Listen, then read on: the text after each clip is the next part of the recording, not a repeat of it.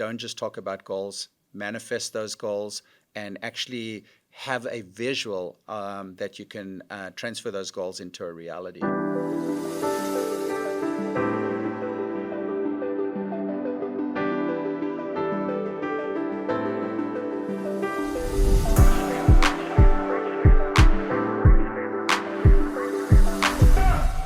Hey, what's going on, everybody? Paul Tully with the FYI Podcast. We got another amazing episode for you. We're sitting down with Shane Riley. Shane Riley's originally from South Africa. He's an adventurous. I mean, he's done it all. But we're going to talk mainly about some battles he's had in his life and climbing the summit of Mount Everest. What? Shane, welcome to the show. Thank you. I appreciate it. It was really nice being here, by the way. Yeah, man. It's great to have you, man. Yeah. I want to let's jump into Mount Everest. Okay. That's like calling me. Yep. I mean, this is incredible. I was just on a plane ride and I was watching the movie Everest with Josh Brolin. Right. And I was like, this is intense. Right. And I thought to myself, because I always thought like, man, I think maybe one day I'm going to get in shape and I'm going to climb Mount Everest. Yeah. And I saw that movie and I went, I'm not going to climb Mount Everest. Yeah. What was this process? And I know you got to the summit, right? And actually, we're going to be going to the summit in 2 years. So we did the base camp to just check it out. You know, because there's actually a big story behind this. And what happens, it's not just as simple as like, oh, I want to go climb Everest, right. And we're going to train for a week or two, and then we'll get up there, you know? Right. So there's a lot that goes along with like climatization, things people don't realize. Like sometimes you could be the fittest guy in the world and you can train a year, 2 years to get up to the top, but you could get to 16, 17,000 feet in elevation and your body just says, nope, can't do it. I'm not feeling good. And then, you know, you've got all these different challenges that you're faced with. So for us, it was something that I wanted to do just many years ago. You know, I've always enjoyed the outdoors. In fact, I was born out in South Africa originally. And, you know, I got to do some crazy stuff out in the wild. And, you know, the big dream was really to come here to the United States. And back in the 80s, when you talked about the US, I mean, everyone in South Africa was just like so in awe. America was just looked at as this country where people live the wildest dreams and things are perfect out here and so forth. But anyway, for me, I grew up in South Africa, had a lot of adventure, enjoyed the outdoors, was drafted into the military for 2 years. You know, South Africa was in bush warfare for, I think it was like 28 years. Yeah, almost 30 years, right? Yeah, long time. And so, you know, we were talking a little bit earlier, and I was saying that in South Africa, part of the adventure really is that, you know, you're kind of race to survive in South Africa because you know that the country was at war for so many years. So in essence, you grow up, you're like 2-3 years old, and it's about playing, you know, cowboys and cops and robbers, and it's really about defending yourself and protection. And it's kind of that psychological preparation that you're going to go fight for the country one day. So you kind of grow up just hardened, you know, and it's kind of like that's how you grow up. So, I got drafted into the military, did my 2 years, and then I just knew after the military I wanted out. I wanted to come here to the United States, and it was, you know, a really big undertaking because when you immigrate to the US, you have to prove that you're not taking an American's job from them. Oh, wow. So you have to be highly educated and, you know, you come and you get a high-profile job. But for me, unfortunately, as I graduated high school, went straight into the military, did my 2 years. Literally a month later, I arrived here, 5 suitcases, $350 in the American dream, you know, and stayed with my uncle and then had to see an immigration lawyer. And I think that's what was just the eye-opener is I shouldn't be here today at all because I have no education. I had to prove, you know, in court that I wasn't taking an American's job away, but basically I was just a general laborer. And I mean, if you think about, there's hundreds and hundreds of thousands of general laborers out there, right? Yeah. And so how do you prove that you're not taking an American's job away? So my lawyer basically just said to me, you know what? You need to get on a plane and go back home. And I mean, I was crushed that this is the guy that's supposed to be your voice and advocate, you know, and defend you. But I ended up having an opportunity to meet a guy at a car show. And he knew I had an accent, and we saw this Lamborghini, which is the coolest car ever, right? And we started talking about it, and he said to me, where you from? So I told him my story, and he's like, have you been able to travel around much? And I'm like, no, actually, I've only been here about 3 weeks. So he's like, where do you live? So I said, down in Orange County. And he's like, you're not going to believe it. I live like literally down the road. So he's like, I can take you around and show you places. So he introduced me to his family, and his dad was a high profile guy, owned his own company, very, very successful businessman. And long story short, he decided he was going to sponsor me. So he talked to my lawyer, and my lawyer told him the same thing. You're going to have to probably go back home, because he's going to take an American's job. So he said, well, what if there's a loophole? And he's like, well, there's no loophole. He doesn't have the education. So they asked what the process was. And basically, to simplify it, you have to advertise. Back in those days, you had to advertise the job position in the newspaper. And if people responded to it, then Mark, the sponsor, would have to interview them and say, this is why they're less qualified than Shane, right? So he decided to put like the worst job description you've ever seen in the newspaper. I mean, if you were unemployed, you wouldn't want this job, right? So he advertised for 5 days. After 5 days, not one person applied for that position. And so the Employment Development Department said, yeah, you can sponsor him. And that just completely changed my life. But the interesting thing is, this is about being a voice and an advocate, right? Someone going that extra mile for me, like, completely changed my life. And it was just like divine intervention when it comes to being at a car show, meeting a person, and then just having this opportunity to meet this right guy at the right time, and my life changed. Yeah. I never I didn't know that about like the immigration process. So to become a citizen, you have to prove. Is that how it still is? Yeah, Or it's still like you have that to prove today. that you're Yeah. not taking a job from an American? Yeah. Interesting. Yeah. And so, and I mean, I think I'm very pro that, to be honest with you. I mean, I think just, I'm a foreigner, so I can speak from a foreigner's perspective. I mean, America is the place you want to be. It's the land of opportunity. I don't care who says what. I'm Yeah. telling you, it is the land of opportunity. Absolutely. But I will say that, the immigration process is set up that they don't want to displace qualified workers and then have companies abuse the system where they can hire foreigners and pay them dirt cheap and then take away the professional opportunities from people, right? So for me, it was not about becoming a citizen. It was really more just about getting a green card to work. Okay. And so that's what the process was. But once I got my green card, it just opened up a world of opportunities for me. And that's what the mission and the goal was. But I didn't even think I was going to qualify for that green card. But because I had someone, like I said, step up for me and help me. That's cool. Oh, yeah, got the green card. And then it's a 5-year process that you're working here, and then you can apply for citizenship. So I did. I applied for citizenship and became a U.S. citizen like 5 years later, which is amazing. Yeah, how'd that feel? Was it a great moment? Paul, A lot of work to get there. yeah, it was like a rebirth, seriously, because I grew up in South Africa. I remember I was 6 years old, and my uncle came out and visited, and he was living at the house still, right? Because I grew up with my granny and my grandpa. And I'll never forget, he came back and he painted the American flag on our wall. And I shared a bedroom with him, right?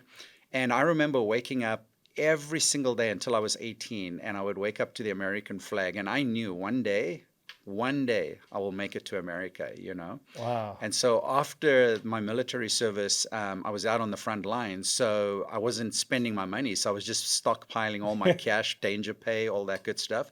So the minute I got done, it was just buying a ticket and then waiting for a month to go by. And back in those days, it was like so many things had to align because so many white South Africans were leaving the country and the government was trying to stop it.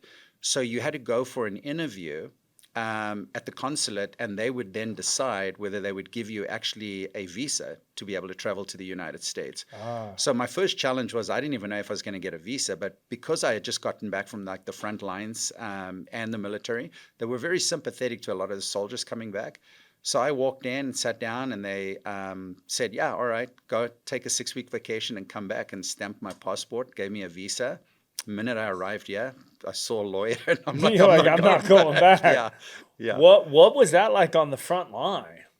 So, it's like anything else. I got a lot of veteran friends here in the United States, and I think at 18 years old, you're invincible, and you can conquer the world and you can do whatever you want to do, and getting out there and realizing, going through the boot camp and going through training, it's this ritual of like breaking you down and building you up, breaking you down and building you up. And generally up until the age of 18, you got your family and you got your friends that support you and so forth, and now you got nobody, and they Yeah. just break you down, and all you have are the new guys that you've just been exposed to. And so this is what creates that brotherhood, right? You all suffer together, you all get broken together, and you know that you're only going to win together. And Yeah. that's, yeah, I think most sophisticated militaries in the world today, that's how they get that camaraderie, and you'll just die for your buddy. Yeah. And so, yeah, so I did my 6 weeks boot camp. And then after my 6 weeks boot camp, they send you to do about 8 months of like special weapons training and a specialty that maybe you'll do. And then they sent us out to the front lines for 6 months. And Wow. I happened to be on this little island in the Zambezi River called, what was it called? It was Mapalela Island. So it was surrounded by 3 countries, and it was on the Zambezi River. So we were there to protect terrorists coming from the 4 other countries that were trying to get into Southwest Africa. So it was part of the Marines that I was Wow. established with. And it was very interesting. It was the worst experience I think I've ever had in my life, but it was the best experience I ever had in my life, because Interesting. honestly, I think you got pushed so early on in life, and you look at the silver linings on some of the things that I didn't appreciate. When you're out on patrol for 5 days, week after week, and you're eating rations, and you're fantasizing about hot bread, and you're fantasizing about, chips and Sure. and fish and things like that. When you get back to civilization, you realize, man, those beans I never used to eat, they're delicious. So it's small little things like that you Yeah. just look at, that you come back and it's like, wow, the life lessons that you actually learn from a bad experience. Yeah. But, you know, I think I look at even the way I live my life is very like mission oriented, that I got programmed so early on in life. And I learned in the military, I think life is really much like a mission. It's like you want to accomplish something, and the military says we're going to accomplish this. But you have to have a process, and you have to be ready for it, and you have to have a system in play, that if your mindset is mission oriented, no matter what, it doesn't say when the mission will be accomplished, but it will be accomplished if you Yeah. apply yourself properly. I love that. I love that. And just before we leave the subject of that, I apologize. I'm ignorant too. So the war, who was fighting exactly? I'm kind of. Is Yeah, this around the Mandela? I'm yeah, vague on yeah, my history of yeah, that with African, with the yeah. continent, and So as you well, know, there was a horrible system, apartheid, in right. in South This Africa. was the separation, Yep, correct, that's of exactly black right. and Black and white. white, yeah. Yeah. And then even there was a big rivalry between the English and the Dutch, because the first Ah, founders were the founders of South Africa were the British and the Dutch. right. So there was kind of, really distinct apartheid was against the black people, but there was big rivalry as well. Like if you were English and you had someone that was Afrikaans, there was always this contentious environment, and it wasn't really fun to be around. And Yeah. you notice like even the Afrikaners went to their own school. They lived in many cases in their own like Afrikaans neighborhoods, and then the English kind of went to their own English schools, and had their own English housing and so forth. So there was just segregation across the board. Wow. But yeah, there was war going on for 28 years, and it was really against, so the Angolans, which is a country north of South Africa, or north of South Africa. So you got South Africa at the most southern tip of Africa, then you got Southwest Africa, which was a mandate to South Africa. So it was awarded to South Africa to take care of after the Second World War.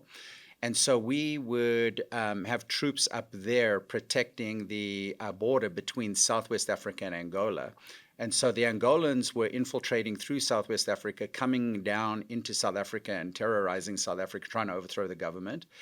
And then, so and behold, the Cubans ended up getting involved. And so the Cubans had about 100,000 troops out in Angola.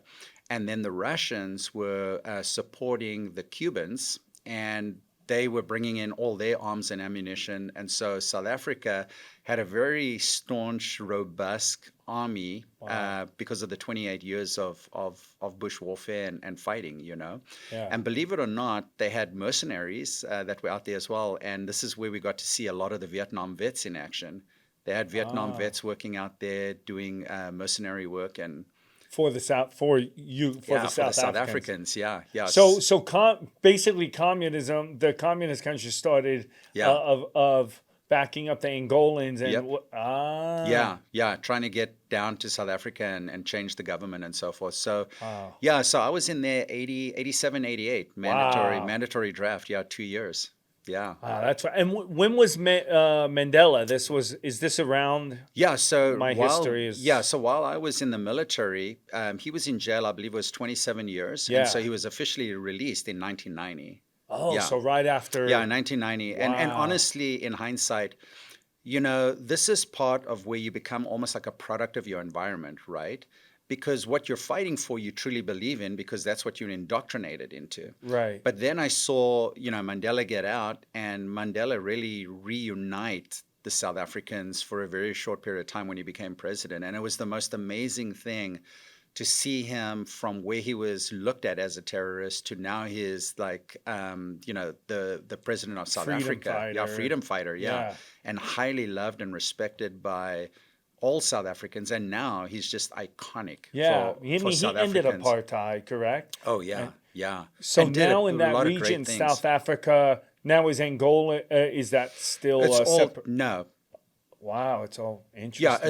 it's all settled now, and this all came to in 1990 when it was a big part of Nelson Mandela being released from prison, and then it was like one man, one vote because a lot of the black folks in South Africa never had the opportunity to vote, and Wow. so yeah, the system completely changed, and he did a lot of amazing things Wow.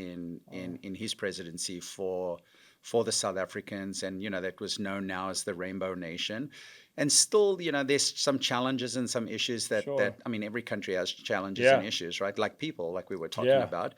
But we're working through it, and yeah, it's just a big part of history that I'm just really happy to be a part of. Ah, And it's I think a big part of that is allowed me the opportunity to live the life in a different way now, yeah. where I grew up in a system of apartheid where people were oppressed, people didn't have a voice, people didn't have rights. And so coming to America and realizing the freedom and the privilege and how awesome this country is, right, has allowed me to jump on the bandwagon and really feel like I can find peace in being a voice and an advocate for a lot of people here. And even in my employment, I work for an employment service and I've been with them for 25 years, but we are a voice and an advocate for the unemployed. Yeah. So there's purpose for me in what I do because it's kind of like me wanting to redeem the evils of the past. And it's a beautiful thing because I feel a lot of my success is from a big part of the sadness that I got to experience in South Africa.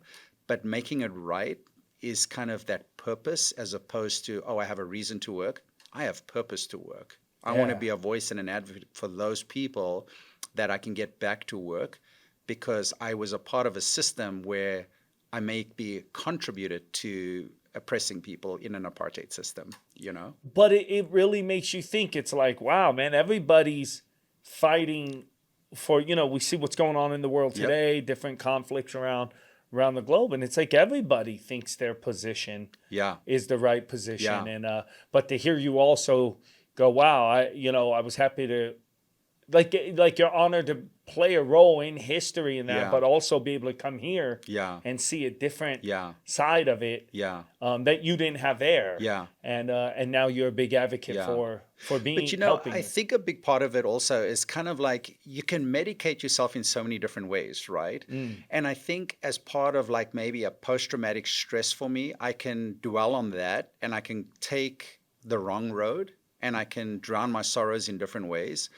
Or I can say that I was a part of a system that I was not proud of. However, I can find the silver lining in what I learned, and I can apply myself now today yeah. with something positive as part of the healing for me. And that's what it does. It's healing for me. So when I am a voice and an advocate for someone or I defend somebody, it's healing to know that, wow, you know what, how far have you come from being a part of a system that you had no choice in Yeah. because you either go and you fight or you go to jail. Yeah, It's treason, exactly. right?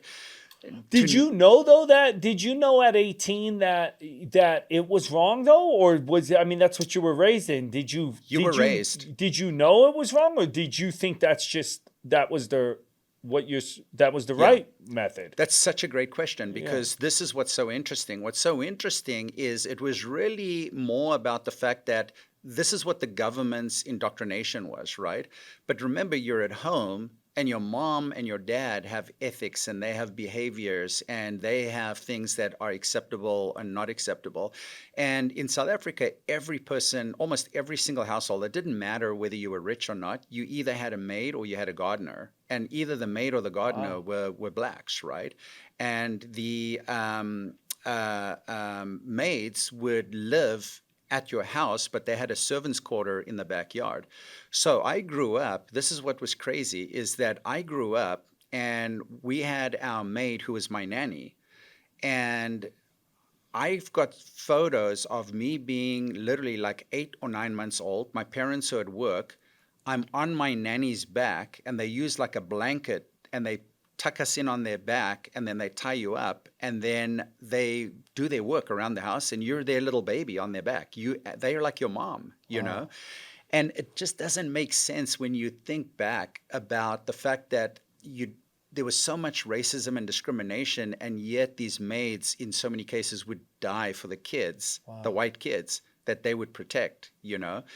And my parents grew up where, thank God, they had common decency and they extended the same things to us that with our maid or our gardener, you know, they would be able to, we would, like our gardener would be busy. My mom would have him come in and eat lunch, you know, and take a break where normally that was forbidden. Or even like our maid, she would eat at the table with us. She would sit in our living room and watch TV with us. And that was like taboo.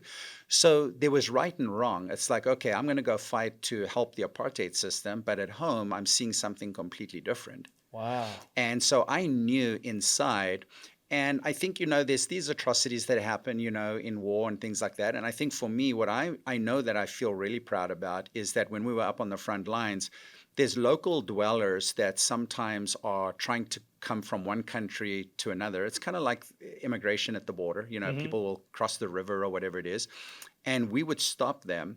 And when we would stop them, you would have some of the soldiers that would beat them. And so I would be a part of maybe one of those teams, but I would step in and protect them. So I would step in and pull them away and say, leave them alone, and then kind of push them away. And then I would stand in between, and then we would drive them to like the MP base or whatever it is.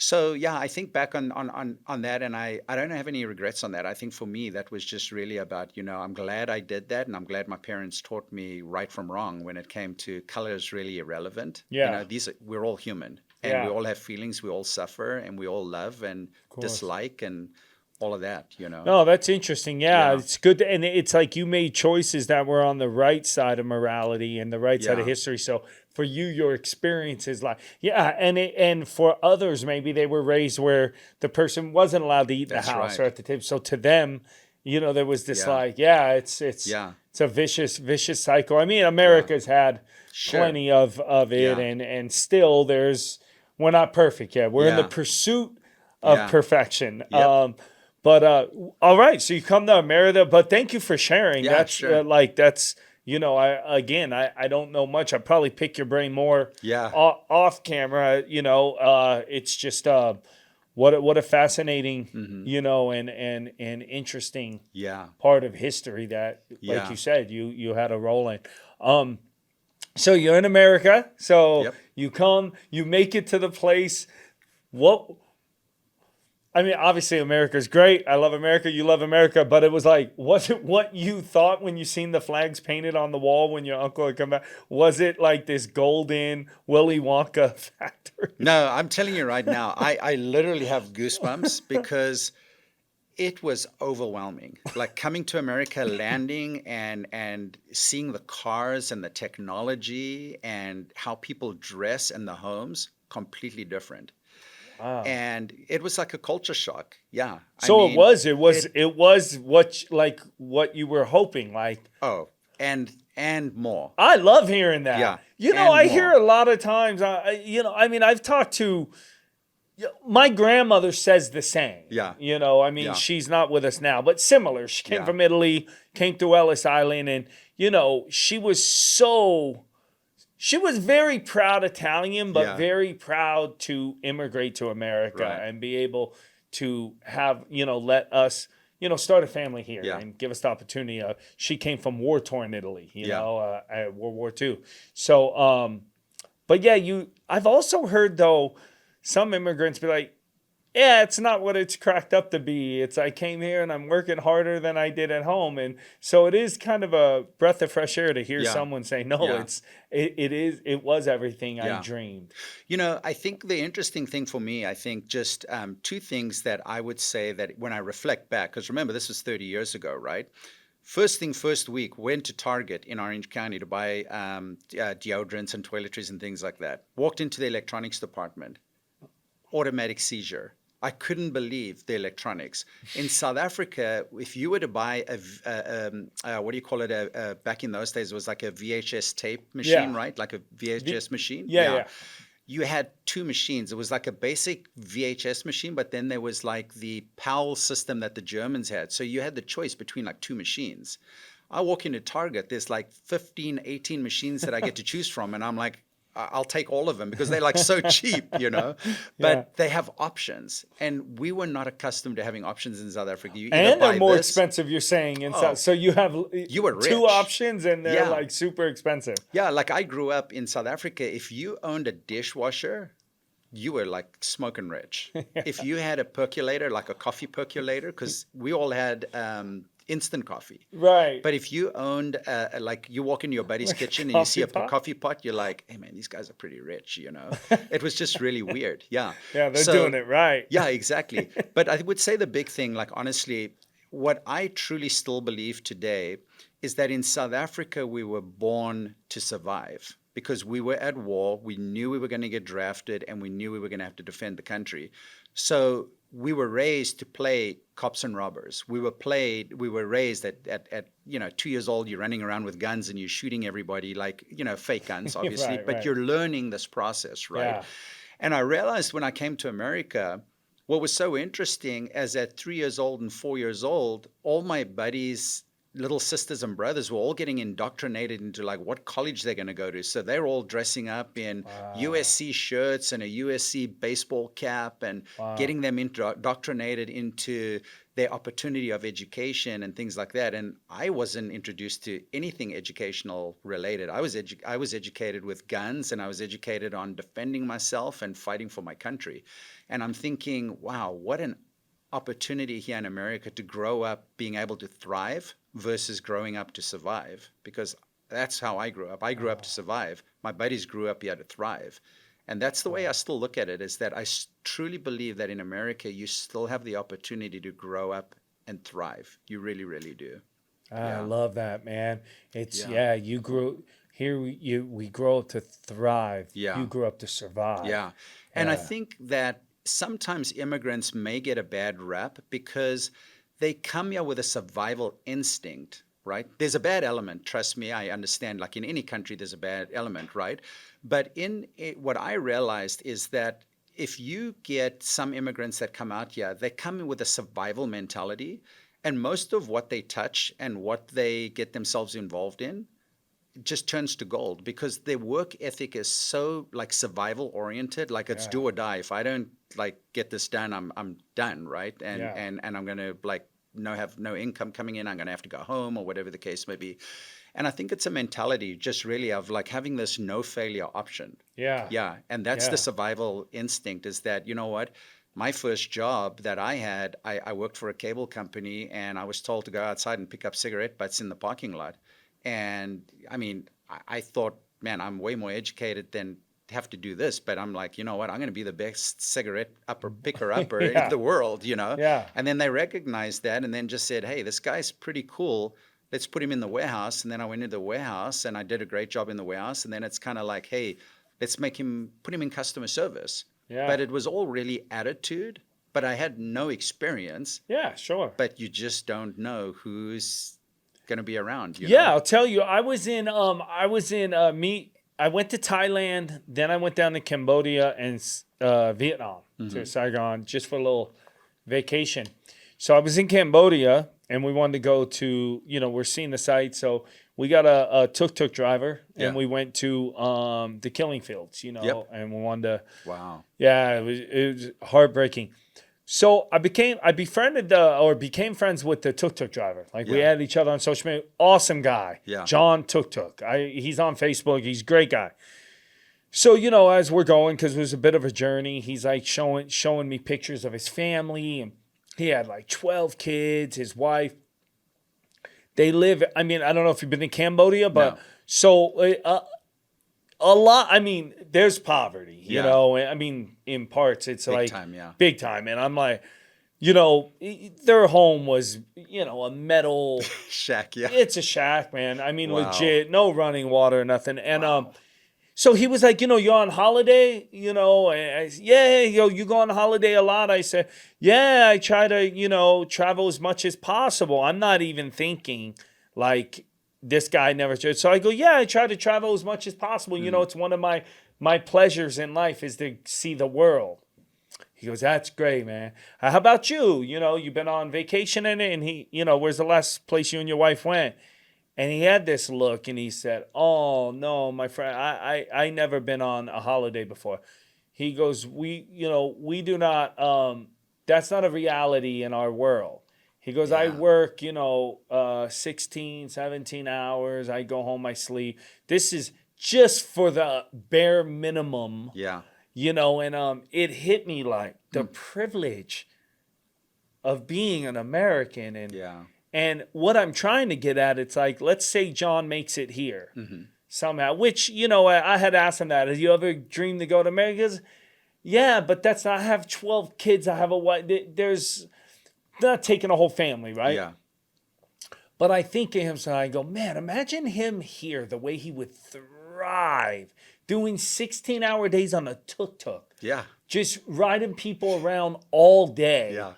Picking up cigarette butts and getting Yeah. paid to do it. Yeah. On top of I could excel is just like, wait, Yeah. whoa. You're Yep. gonna pay me? Yep. What's minimum wage in I think $15 an hour. Yeah. $15 an hour to pick up cigarette Yeah. butts? It's like, yeah. You like, and we just do not have that mentality no Yeah. more. I think in America we could create it, Yep. like understand and be Yeah. grateful and have work ethic. Yeah. But we just don't have that reality of like Yeah. what that kind of work is like. Yeah. And that Yeah. like you're saying, but in South Africa, but that reality of like he knows this is my life. There's no dream of being an actor or doing. It's just like, however he gets by, and there's millions of people around the world just like John. Yeah. And I think it's, True. I don't know, I want to do so much more. You could rack your brain like, how do I help the world? I do my little part with the podcast and and try to be a good person. But I think of that kind of stuff all the time. And Yeah. and I go, what a privilege we have. Like you said, man.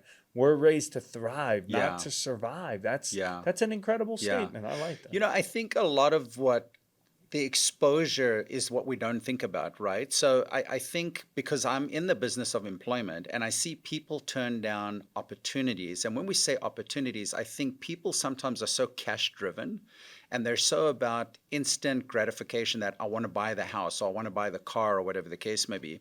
And I think my biggest breaks, I wish I could say were my education or that I'm smarter than the other guy. It's really been about me being in the right place at the right time because I volunteer for everything. Yeah. And you just don't know who's in that room. It could be the vice president of a company, could be the owner of a company. It could be some big influencer that likes something you're saying and then they come and they have a conversation with you and they invite you to do something. And I find that in my employment even is that I got my big breaks in employment because I was in the right place at the right time, but it wasn't paying very well. Yeah. But it was this process, right? And it was really about taking steps to a much bigger goal in life as opposed to looking for that instant gratification. And so, yeah, I think a lot of like even my girls, I've always shared with them, because they're in their early 20s as well. And I'm really proud to say that that's what they've done as well, is that they realize, you know what, life is a journey. It's not a 100-yard dash, you Yeah. know. And so what you work for today is going to pay big dividends maybe in 4 years or 5 years, you know. And I think, unfortunately, I think social media has changed a lot of that, because social media doesn't show the hard time that you've put in, that you've put in Yeah. to get to where you are. You're just seeing all the content that is like really cool and nice right now. And you're like, I want to be like them, but you want to be like them next week. You want to be like them the week after. Yeah. It's just not a reality, you know? Yeah. Yeah. Yeah. So, yeah. Well, let's talk about a little bit too. You found out some rough Yeah. news that let's talk a little bit about that Sure. health stuff, Okay. and how that came about. Sure. So part of like goal setting, right? Just very quickly is, I have a vision board that I do every single year, and I've been doing it, gosh, I want to say for 25 years now. So at the end of every year, I'm still kind of old fashioned, where I'll take a bunch of pictures and I'll put it on a collage, and it'll be things that I'm inspired to do the following year. And I put it in a picture frame. And I'm incredibly visual, right? So I will literally visually meditate on the fact that I want to go there, or I want to own this, or I want to accomplish this, or I want to accomplish that. So speaking about Mount Everest, when I got to America and I started enjoying the outdoors, I was a big part of like search and rescue Uh-huh. for about 15 years. So I got to Oh, do a wow. lot of cool outdoor stuff and everything. But people at Search and Rescue would always say, gosh, the guys that are out on Everest, like, it's sad there's so many people that pass away up there and so Yeah. forth, and the elevation is so They high don't they come can't even down. come down. Yeah. And it was just something that I was like, wow, is that true? So I started doing some research on it and everything. And the more research I did on it, and the more I read about Nepal and I read about Everest, it was the more I got this like internal desire to go like, oh my God, I'd love to go out there one day and I'd love to see it. And then it was kind of like, hey, you know what? I think it's doable. You could get to the top of this thing, right? And I started watching documentaries and so forth, and then realized it's not as easy as Yeah. people make it out to be when they talk about it. So I put it on my vision board and I said, one day this will happen. And this was like 25 years ago. So what I do on my vision board is every year I accomplish certain things, but the things that I haven't been able to accomplish, I roll it over Sure. and I roll it over and I roll it over, right? So I've had this Mount Everest picture on my vision board for years and years and years. And then finally, about 3 years ago, my brother called me up and he said, hey, what do you think about maybe in 2027, we do the summit, but let's go out in 2023, like right in the middle of the pandemic, right? We're going to go out in 2023. We'll go up to base camp and see how, because that's up at, close to 18,000 feet. So people don't realize base camp's really high. And that in itself is a monumental feat to Yeah. get there. Because people think, oh, Mount Everest is 29,029 feet. They think it's just this 29,000 foot mountain that you just walk up to and it's like, oh, that's at the top. No, it's not.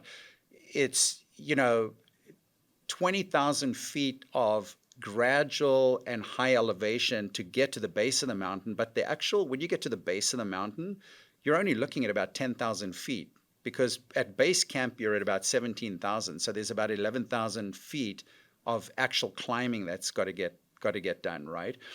So it takes you about a good 10 days to get to the Wow. base camp. But with us doing that, it was like, okay, we don't know how our bodies are going to handle it, because of all the research that you do, you could be the fittest guy. You got Navy SEALs. Anybody that is into it can do it, right? But you can get to, like I said a little earlier, that 14,000 feet, and then your body just decides, hey, the climatization, I'm not going to go along with it. And so you get cerebral edema, you get liquid on the lungs, you get a swelled brain, and you can die from that. So you have to go back down.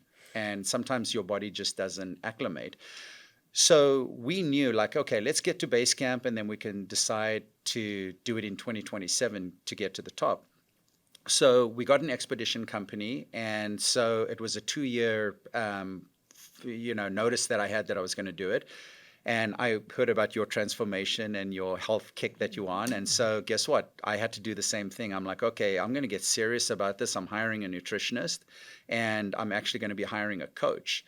and I'm going to be regimental. I started looking at my food as fuel. And so I got on my 6 meals a day, Yeah. and it was just fuel. It was just about consuming my macros and eating and moving to the next meal. And then I was in the gym 4 days a week. And I did that for a full year. And then right up about the middle of my training, I wanted to make sure that I went to the doctors and we got like full physicals done and everything, because you got to make sure you're away from all kind of medical when you're up there. So I went in and I was a little worried about kidney stones because I've had kidney stones in the past and they're super painful. Yeah, And the I've had last them. thing, yeah, I've had brutal. them. Yeah, absolutely No, brutal. terrible. I was in the hospital. I had to have a Yep. surgery to get. Yeah. Yeah. And the last thing I wanted is I didn't want to be up on the mountain and have a kidney stone, because then it Oh. was like, okay, I have to get flown out and things like that. So I said to my doctor, I'm a little worried about it. And she's like, oh, don't worry about it. Let's just do an ultrasound on it. So I went in for my ultrasound. And when you talk about someone who does their job to perfection, the person that did the ultrasound technician, she obviously went the extra mile, because I went in, she did an ultrasound on my kidney, but somehow she went too far over to the back and she picked up a tumor in the base of my back. And right away she saw it. Now she could have just skirted over it and it's like, hey, he's not here for that. He's here for a kidney scan. But she saw it. She didn't say anything, but she landed up scanning it, took a bunch of pictures of it and everything, and then sent it to my doctors. So probably about 2 weeks later, my doctors called me and just said to me, hey, you know what? We have an accidental finding. There's a tumor, but we just want to make sure it's nothing crazy or whatever it is. So we caught it on, obviously, a test. And so now what we want to do is want to do an MRI on you just to make sure. So I'm like, okay, no big deal. I didn't panic or anything. So I did. I went in and I got it looked at, and it came back, and they just said, yeah, it's a dense like tumor. So I said, okay, well, what's the next step? So they said, well, we're going to have to send you back in, do another MRI, and then we're going to have to do an extraction. And it's kind of dangerous because of where it's at. It's right at the base of the back in a nest of little blood vessels and nerve endings and stuff. So, yeah, it's going to be kind of rough. So I went in and I went for the MRI, and it took probably about 45 minutes. And then literally a week later came back and they said, yeah, it's been confirmed for follicular lymphoma, which is cancer. Wow. So, yeah, it was just like, oh, it's like the worst news. And so I just knew at that point, you read a lot, or people maybe that have had cancer, and I think many people right away, it's like it's a death sentence, right? Yeah. And so what I'll just share with you very quickly to kind of share with my perspective on this is that in 2013, I was sharing this with you a little bit earlier, is I found out that my mom had an affair when I was conceived, right, as a kid. And I didn't know about that. But in 2013, I found out when my brother had committed suicide that my mom came clean and said, hey, when I was young, I did crazy things, I had an affair, and you were conceived. So your dad, who you thought was your dad, is no longer your dad. Is not your dad. Wow. But you have a whole another dad out there, or whatever the case may be. So long story short, within about 2 months of that, in 2013, I landed up finding out that my biological dad had just passed away 18 months before. So I never got to meet him. But I have 4 other siblings, and I have a stepmom that was with my dad at the time. And they have embraced me like I am one of them. It's like insane, the story, right? Wow. But that there was the best thing that ever happened to me, because what happened was when I got diagnosed with cancer, I said to myself, you know what? In essence, you're like this bastard child, right? You were conceived out of wedlock. You shouldn't even be here. Like, you shouldn't have even been alive, right? Because you weren't conceived in this marriage. You were just an affair. And I'm looking at that saying, man, you know what? I've already beaten cancer, because I've lived 58 years and I shouldn't have even been here. Wow. So you know what? Cancer has nothing on me. And Wow. and that's the way I look at it. I'm like, hey, if I go tomorrow or I go the next day, I got 58 years that I should never have even had. So this is nothing for me. Man. It really isn't. Yeah. Yeah. And That people go, it's is that crazy. is a Yeah. powerful way Yeah. to attack life in general. That's Yeah, amazing. absolutely. Yeah. Uh, yeah, that's incredible. Before I heard a guy say one time, the odds of getting impregnated, like the miracle Yeah. that it takes in general for any, just to Yep. get pregnant, Yeah. the amount of things that have to go right for that egg to get Yeah. fertilized by us, the whatever millions of One out of sperms 10 or what, million. Yeah. yeah, Yeah. 1 out of 10 million. The Yeah. odds of that even happening are so astronomical that if we just think of that in our life, no matter how much time we have here, it's what you just said. It's Yeah. like if I got 10, I mean, obviously 10 years, we don't Yeah. want no child. That's heartbreaking. But, I got 40 years, I got 50, I got That's 60. it. We're all on borrowed time. Yeah. Like, be grateful for that's a great way to look Yeah. at life. Yeah. Like, to really stand on it, though, it's Yeah. easy to say, Yeah. but you actually have. I mean, you were Yep. diagnosed with cancer and Yep. so yeah, I think that's a phenomenal way it's Yeah. inspiring, Yeah, and I think the quality of life that I want moving forward is I want to be there for my girls. I want to be there for my significant other, and I want to be there for my friends and my family. But I'm not going to invite cancer into my life to destroy it. Yeah. Yes, it's there. Yes, I'm dealing with it. But at the end of the day, my life will officially end when I let it get into my head that this thing owns you, Right. and I choose to not have it own me. And so um, that's how I'm going to beat it. And so, ironically, after I did Everest, I kept my nutritionist and I kept my workout program going. And it's great because when I'm in the gym and I'm suffering and I'm like, man, I got one more rep to do, and I'm like, I'm going to beat cancer, and I do it. It's Yeah. like I've got another mountain to climb, and that's the beauty of it. I think True. what's very interesting, though, that I want to share with you, I think that I found this Mount Everest trip that I told you, I went into it like with this very macho attitude where it's like, man, I'm going to do something that not many people get to do, and I'm going to push myself to the limit and so forth. And what many people don't realize is when you get up to that 14, 15, 16,000 feet, it's really difficult to breathe. Like, this is where you see footage of them just moving very slowly because you just are running out of oxygen. You can't breathe properly. So you tend to not be social and you really shut down.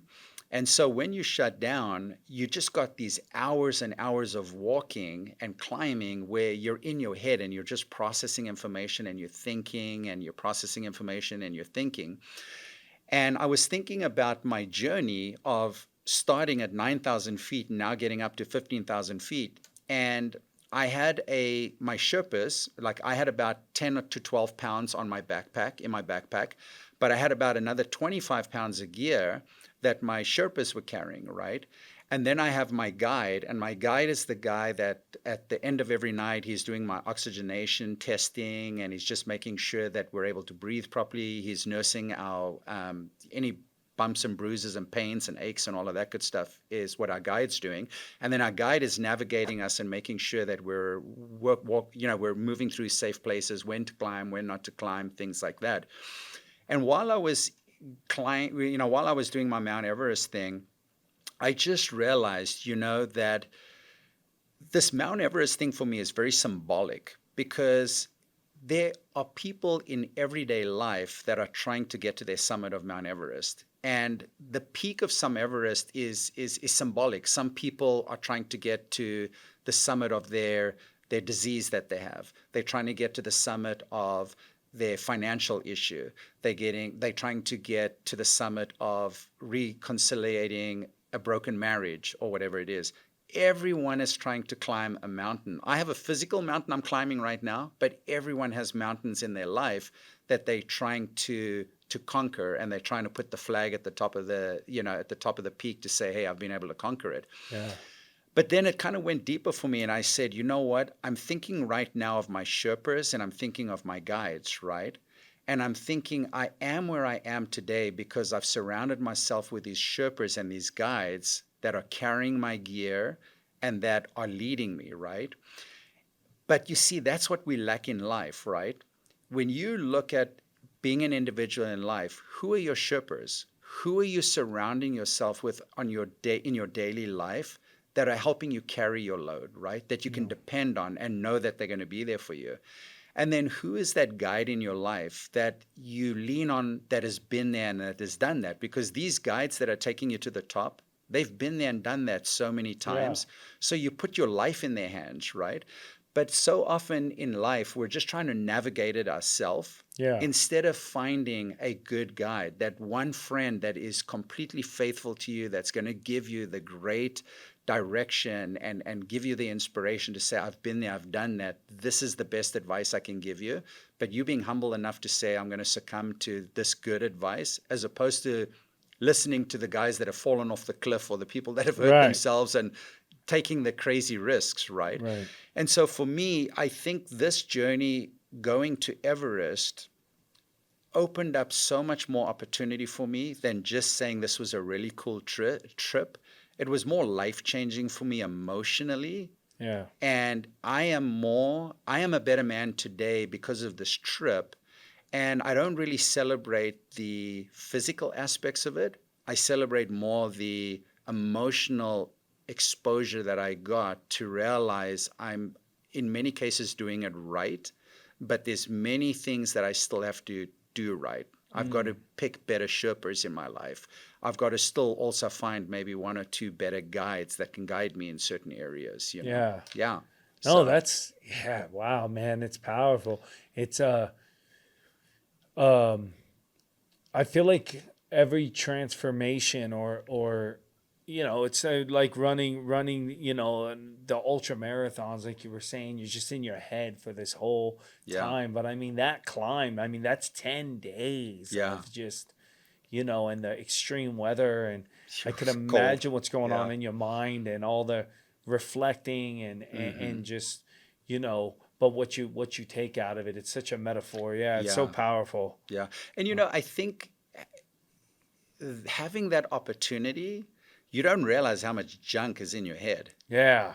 When you think about, okay, you're climbing for 8 hours on some days you're climbing for 8 hours and you got all this junk in your head. Yeah. It's not like two or three things. And I feel Yeah. like I'm a pretty normal guy, but man, I tell you what, it was like a cleansing. Yeah. And what made it even more special is when you're coming up through the Kumba Falls, it's like being in, I mean, I could imagine it's probably like being in heaven. Like you are so insignificant in this valley because you're surrounded by these mountains that are 20, 30,000 feet high, and you're just looking up at this majestic beauty and ice-capped mountains that surround you, and you're insignificant. You're just barely a speck up in the valley. And you think of the environment and you've got all the stuff going through your head and you realize, wow, yeah, How important and unimportant so many things are that we stress about on a totally. daily basis. It's like you said, it's a cleansing. It's just Hmm. separating.